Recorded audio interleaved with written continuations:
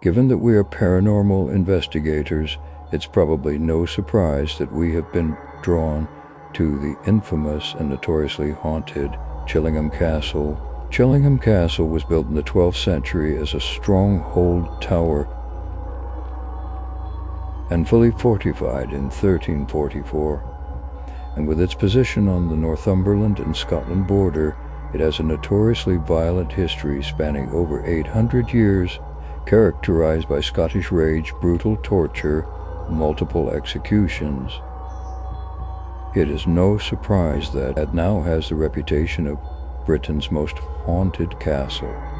The castle, particularly its dungeon, was a site of immense suffering with numerous unconvented deaths. The darkest of these hauntings is that of John Sage, who was employed by Edward I as chief executioner and torturer. John was a sadistic man, by all accounts, who appeared to take pleasure in his work and killed over 7,500 prisoners, most of whom were Scots during the Scots-Coom conflict of 1298.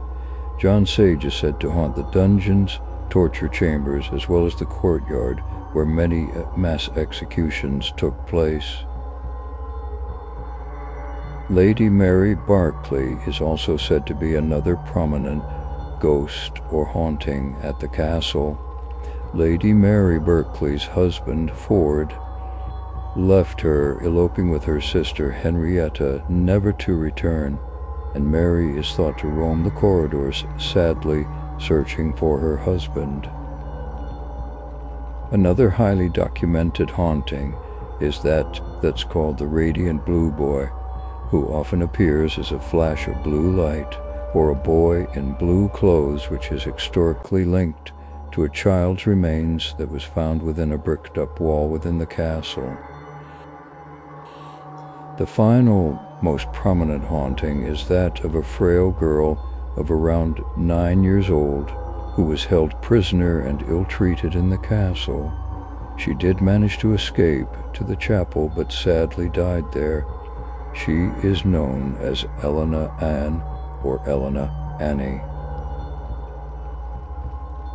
We were lucky enough to visit Chillingham recently, and we spent 2 nights sleeping in the castle itself, an amazing accommodation that they do have there.